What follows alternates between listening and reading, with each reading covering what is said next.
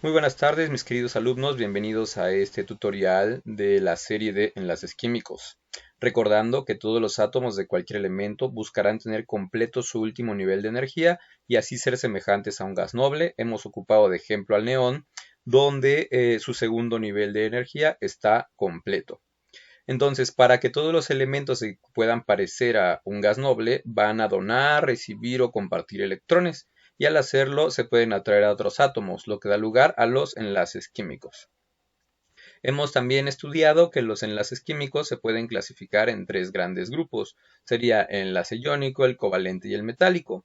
En el iónico, lo más importante es que un elemento dona electrones y otro los recibe, y que el covalente se divide en no polar, en polar y en dativo, y sin importar qué tipo de enlace covalente sea, siempre van a compartir electrones de valencia. Mientras que el metálico, los electrones de valencia se mueven libremente alrededor de núcleos vecinos de los átomos precisamente metálicos. Muy bien. Entonces, para el enlace iónico estudiamos que un metal, en este caso para el modelo de Bohr ocuparemos al metal sodio, podemos darnos cuenta que la mayoría o todos los metales van a ser donadores porque tienen pocos electrones en su último nivel de energía, mientras que los no metales van a estar a punto de completar su octeto o cerca de completarlo, por lo tanto ellos van a ser receptores.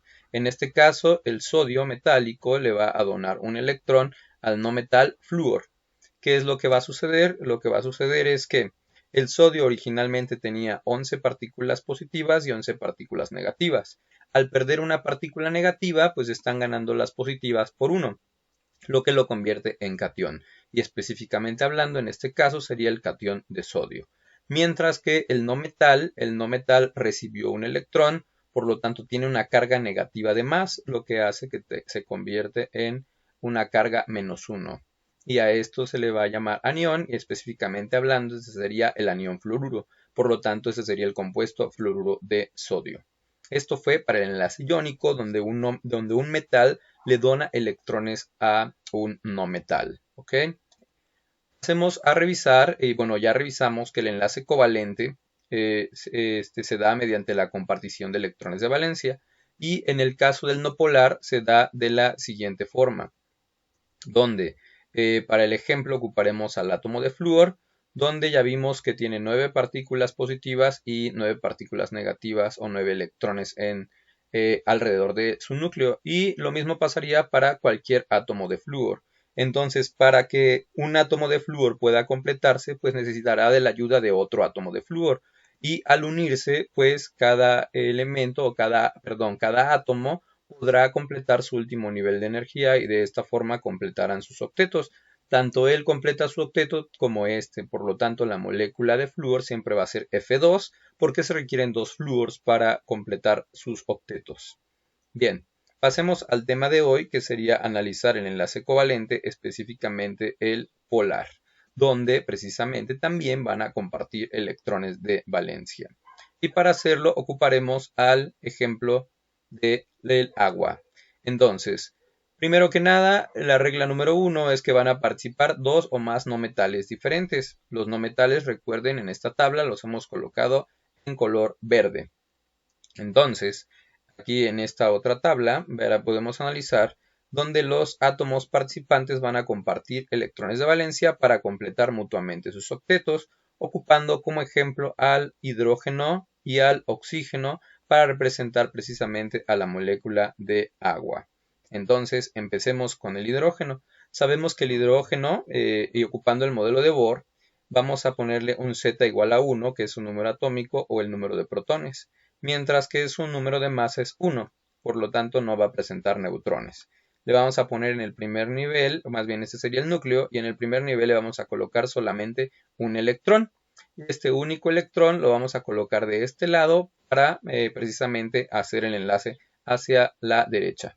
Para el caso del oxígeno tenemos Z igual a 8, donde su número de masa es 16, por lo tanto tendrá 8 neutrones. Dibujemos un núcleo y en el primer nivel vamos a colocar a los dos electrones, 1, 2. Pasamos al segundo nivel de energía y completaremos para llegar a 8, por lo tanto tendrá 6 electrones de valencia. y nos podemos percatar que para que el oxígeno complete su octeto le haría falta un electrón aquí y un electrón acá para completar precisamente su último nivel de energía, mientras que al hidrógeno le hace falta solo un electrón para completarse. Por lo tanto, vamos a reunir a estos dos átomos y así es como lo podemos dibujar desde el principio y nos podemos dar cuenta que el hidrógeno ya completó su único nivel de energía.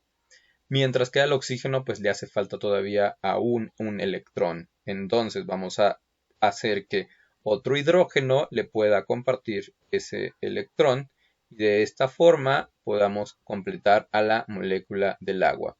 Y es aquí donde viene la característica más importante del enlace covalente polar. Es esta. Las moléculas presentan pequeñas densidades de carga que las convierten en compuestos polares. Pero ¿por qué se generan estas pequeñas densidades de carga o pequeñas cargas? Pues fíjense que el oxígeno, de acuerdo analizando toda la molécula, el oxígeno es en donde recaen la mayoría de los electrones. Por lo tanto, aquí se forma una densidad de carga negativa.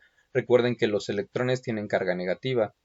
Al haber más electrones de este lado de la molécula, es decir, del lado del oxígeno, pues el oxígeno adquiere densidad de carga negativa, mientras que el hidrógeno adquiere densidad de carga positiva, porque si nos acercamos a la molécula por este lado, lo primero que podemos ver es la cantidad, es el protón o el del núcleo. Entonces, por este lado están las cargas positivas y en el centro estaría la densidad de carga negativa. En este caso la molécula tiene dos polos, por lo tanto el polo positivo y el polo negativo, por lo tanto podemos nombrarla como un compuesto covalente polar.